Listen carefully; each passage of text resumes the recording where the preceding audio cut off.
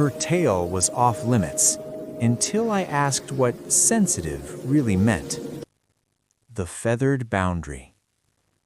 The archives of Windholm smelled of old parchment and mountain pine. Kira Voss stood among towering shelves, her copper-toned wings folded so tightly against her back that they seemed part of her gray woolen dress. She was cataloging weather records from the previous century when the heavy oak door groaned open, letting in a gust of winter air and a stranger. Dorian Kale stepped inside, snow dusting his dark hair and leather satchel. He was taller than most humans she'd encountered, with the kind of weathered hands that spoke of forge work and precision. His eyes found her immediately, though he didn't stare the way others often did. "You're the archivist," he said simply, not a question. "And you're the metallurgist." Kira descended the ladder with practiced grace, her wings shifting minimally with each movement. "The council sent word you'd arrive today." He nodded, brushing snow from his coat. "The iron gates below are corroding badly. I'll need access to original construction documents, material sources, anything from the founding era." She gestured toward the eastern wing, already walking. "Section 12. I've prepared the relevant texts." As they moved through narrow aisles, Dorian noticed how carefully she navigated spaces, how her wings never brushed against shelves or walls despite their span. When she reached up to retrieve a leather-bound volume, the feathers along her wing crests, delicate plumes running along the uppermost curve, caught lamplight and shimmered like burnished copper. She handed him the book, and their fingers didn't touch. "The gates were forged by your ancestors?" he asked, settling at a reading table. "By the first generation who settled here, yes. Mixed heritage, human smiths and avian craftspeople working together." Her tone was professional, almost rehearsed. "Before the separation agreements." Dorian opened the volume carefully. "You don't approve of the agreements?" Kira's wings rustled involuntarily, feathers fluffing slightly before she forced them smooth again. "I don't discuss politics with contractors." But he'd seen the reaction, brief, uncontrolled. He returned his attention to the diagrams without comment, though something in his chest tightened with curiosity he couldn't quite name. The afternoon stretched into evening. Kira brought tea without being asked, setting the cup at safe distance from the fragile documents. Steam rose between them like unspoken questions. When Dorian finally stood to leave, he paused at the door. "Thank you for your help." "It's my function," she replied, wings tucked so tightly they trembled. He almost said something more, then simply nodded and stepped into the snow. Kira waited until his footsteps faded before letting her wings sag with exhaustion. Maintaining control was always harder when someone looked at her like she was more than her usefulness. Questions without demands. The restoration work stretched across weeks. Dorian established his workshop in the lower forge chamber, where ancient bellows still wheezed with functional breath. Kiera found reasons to visit, bringing historical references, checking on the building's structural integrity, delivering messages from the council. Neither acknowledged that most of these visits were unnecessary. They fell into a rhythm. Dorian worked metal while Kiera read aloud from technical manuscripts, her voice steady against the hammer's percussion. During breaks, they shared bread and preserved fruit by the furnace fire, conversations drifting from metallurgy to music to the particular silence that follows snowfall. "You were a soldier," Kiera observed one evening, watching how he tested the balance of a newly forged hinge. Dorian's hands stilled. 4 years, Southern campaigns." "Is that why you chose restoration work, building instead of breaking?" He met her eyes, and something raw flickered there. "Something like that." Kiera's wing crests shimmered, feathers catching firelight in a way that made them seem almost luminous. She noticed his gaze and immediately folded her wings tighter, but not before he saw the involuntary response. "They do that when you're moved by something," he said quietly, not a question, but not quite a statement either. Her throat tightened. "It's nothing." "I'm not asking you to explain," Dorian returned to his work, giving her the gift of his averted attention. "Just noticing." The distinction mattered. Kiera felt her shoulders ease slightly. Days later, during a particularly difficult conversation about the war, how it had displaced her community, scattered families, broken trade routes, her wings betrayed her again. The crests flared with distress, feathers separating in a display she couldn't suppress quickly enough. Dorian set down his tools. "Can I ask what makes them so important to protect?" The question was gentle, stripped of demand or entitlement. Kiera found herself walking to the narrow window, looking out at snow-heavy mountains. "Among my kind, wing crests are considered deeply personal. They respond to emotion before we can control it: joy, fear, attraction, grief. Showing them freely is showing everything you feel without filter or defense." "And you don't want people to see?"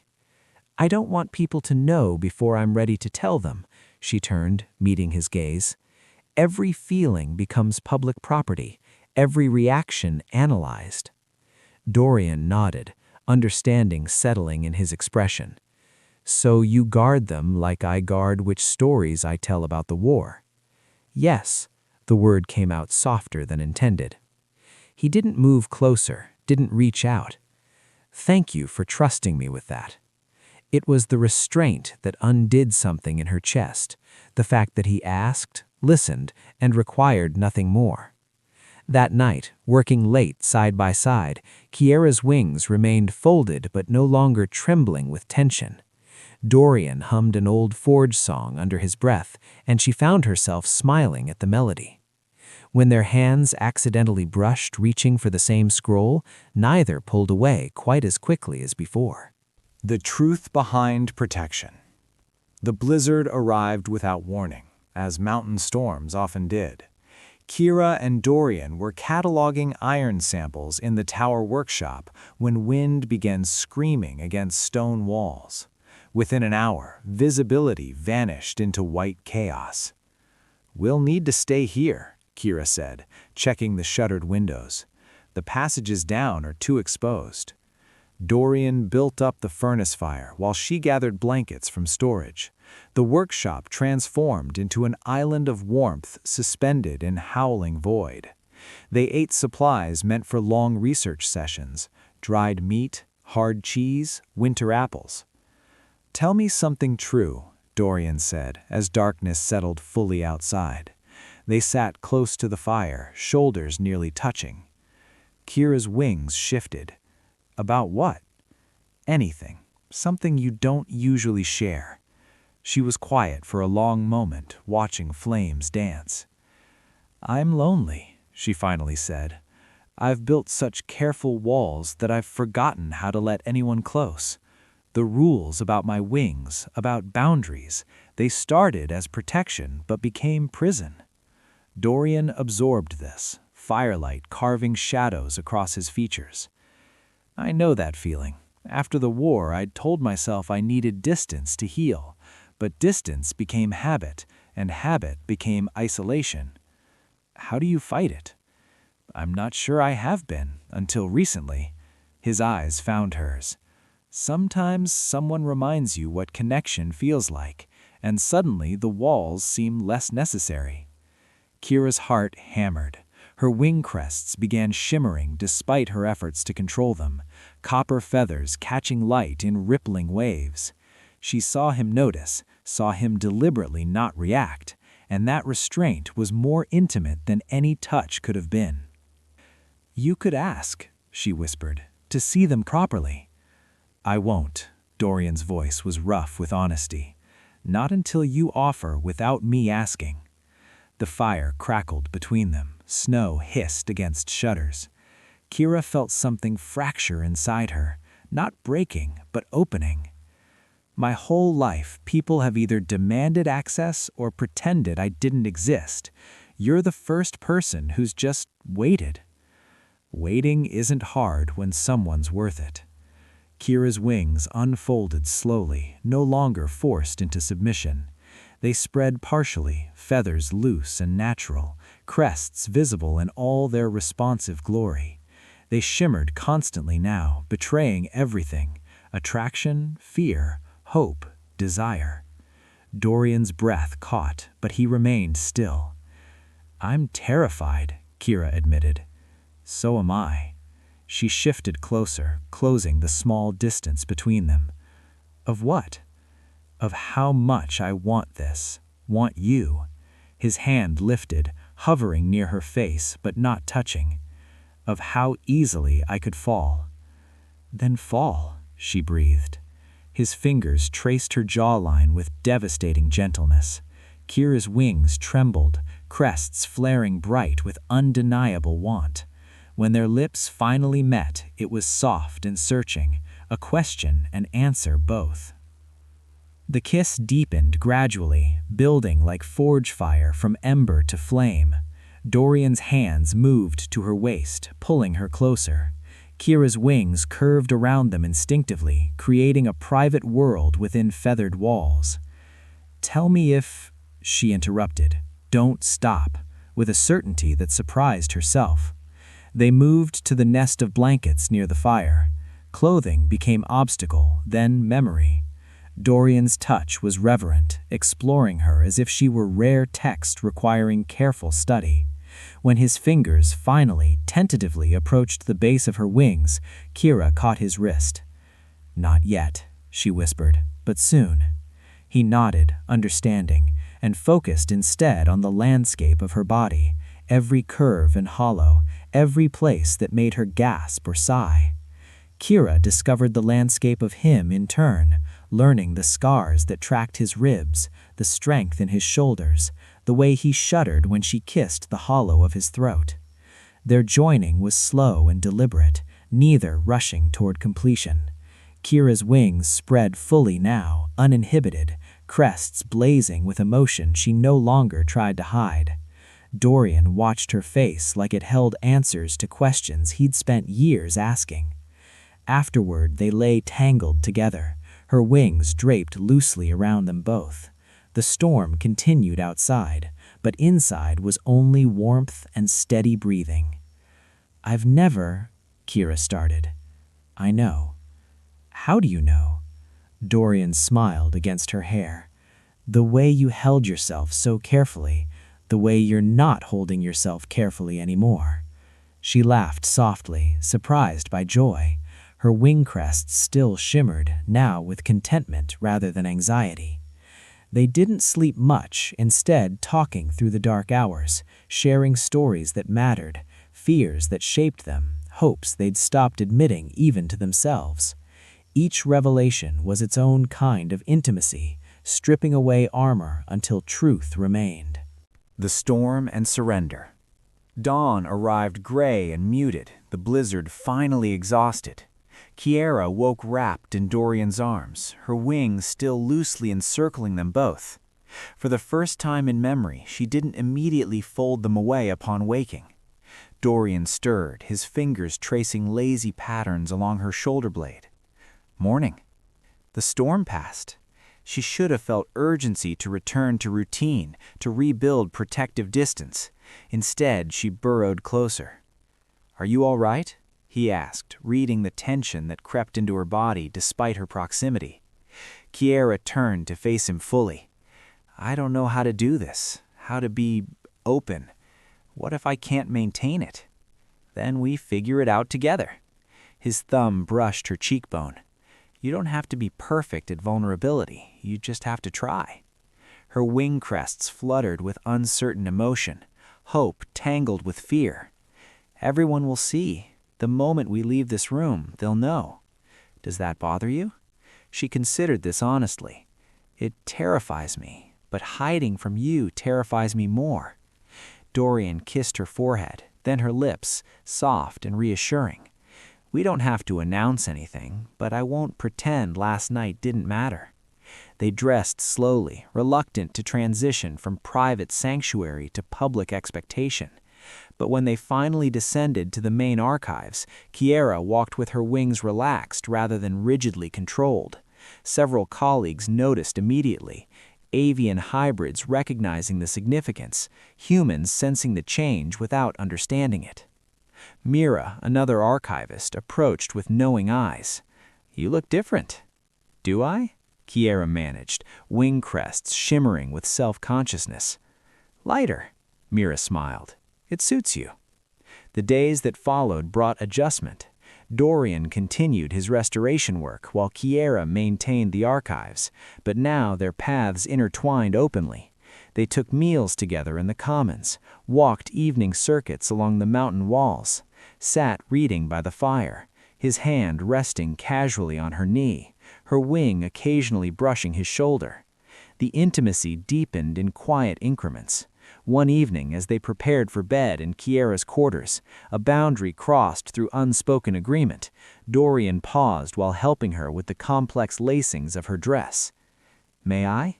His fingers hovered near the base of her wings. Kiera's breath hitched. The wings themselves weren't forbidden, but the crests remained her last guarded territory. "Just the base, gently." His touch was feather-light, tracing where wing met shoulder blade. Kiera gasped at the sensation, not painful but intense, every nerve alive with vulnerability. Her crests flared brilliantly, betraying the cascading desire his touch ignited. "Too much?" Dorian stilled immediately. "No," her voice shook. "Perfect. Terrifying and perfect." They made love again that night, more confident than their first joining, but no less reverent. Kiera allowed herself responses she'd always suppressed, sounds of pleasure, movements of abandon, the full extension of her wings in moments of climax. Dorian learned the geography of her trust, discovering that vulnerability could be strength rather than weakness. Afterwards, as they lay in tangled contentment, Dorian spoke into the darkness.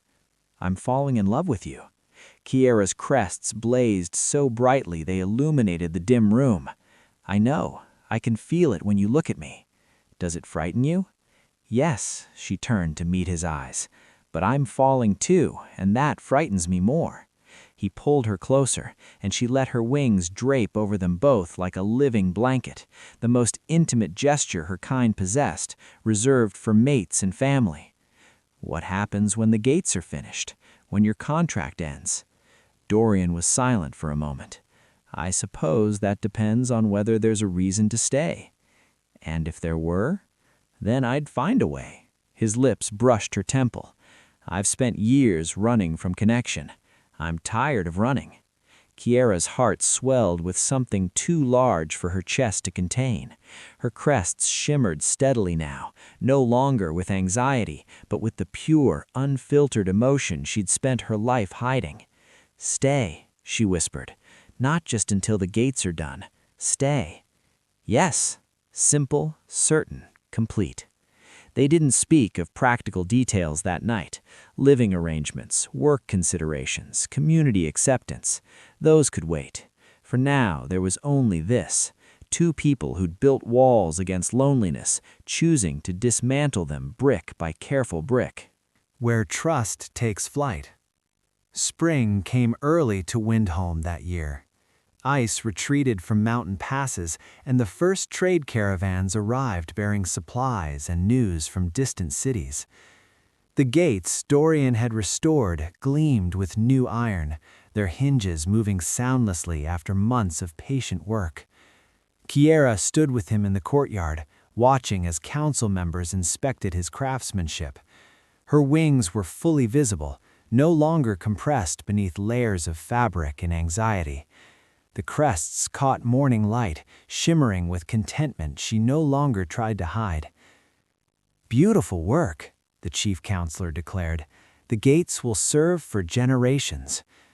Dorian accepted the praise with quiet dignity, but his eyes sought Kiera's. She smiled, and her wing crests flared with pride and affection.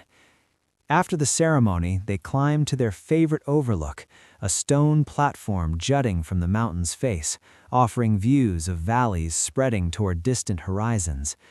The wind was gentle today, carrying scents of thawing earth and new growth.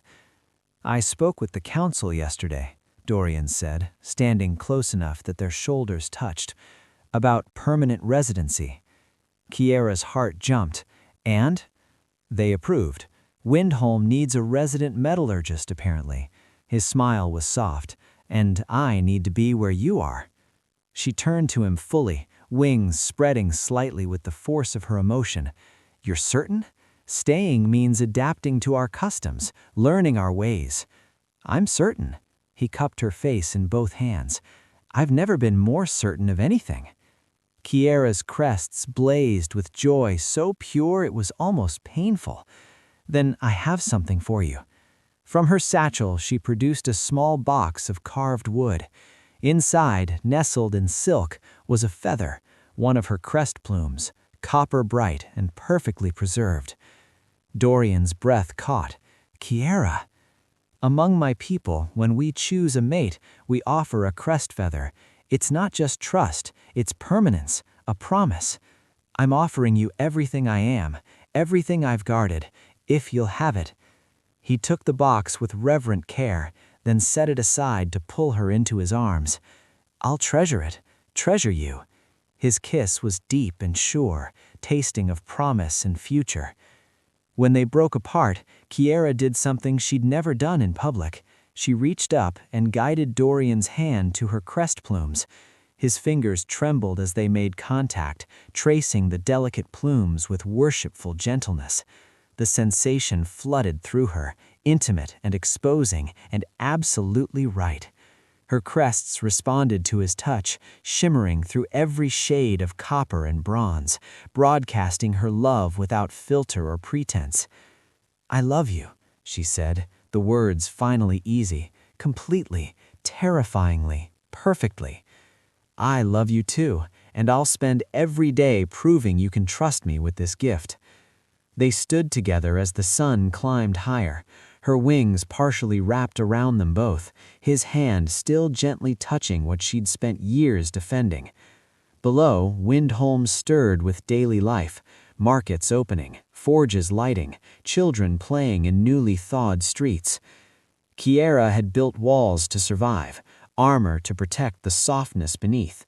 But she'd learned that true strength wasn't in the walls themselves, it was in choosing when to lower them, in trusting someone enough to be vulnerable, in believing that the right person wouldn't exploit sensitivity but would guard it as carefully as she had.